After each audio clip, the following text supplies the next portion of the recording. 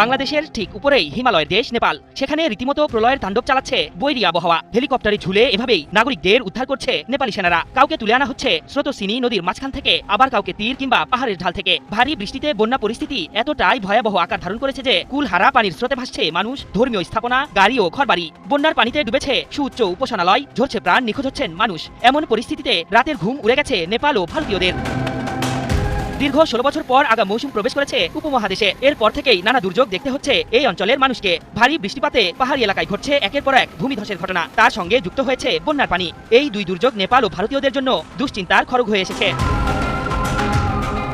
বৃহস্পতিবার বার্তা সংস্থা রয়টার্স জানিয়েছে, নেপাল চীন সীমান্তের ভোটেকোশি এবং তার আশেপাশের এলাকায় রীতিমতো ধ্বংসযজ্ঞ চালিয়েছে প্রাকৃতিক দুর্যোগ। তিব্বতে ব্যাপক বৃষ্টিপাতের কারণে পাহাড়ি ঢল ও হিমবাহ সৃষ্ট লেকের পানি উপচে বন্যায় ভোটেকোশি নদীর ওপর নির্মিত ফ্রেন্ডশিপ ব্রিজ সেতুটি ভেসে গেছে। এই সেতুটি ভেসে যাওয়ার পর থেকেই ভয়াবহ বন্যা পরিস্থিতি মোকাবিলা করতে হচ্ছে পার্বত্য দেশটিকে।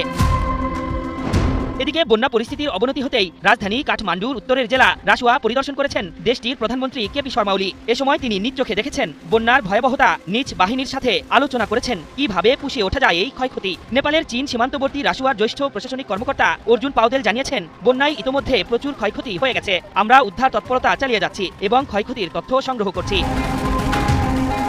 নেপালে যে ভয়াবহতা সৃষ্টি হয়েছে, বন্যায় তার চেয়েও বেশি আগ্রাসন দেখেছে ভারত। এর মধ্যে হিমাচল, গুজরাট, মহারাষ্ট্র ও উত্তরপ্রদেশে বেশি ক্ষয়ক্ষতি হয়েছে। ভারী বৃষ্টিপাতের কারণে প্রদেশগুলোর অধিকাংশ অঞ্চলই পানির নিচে ডুবেছে। ঘটেছে হতাহতের ঘটনাও।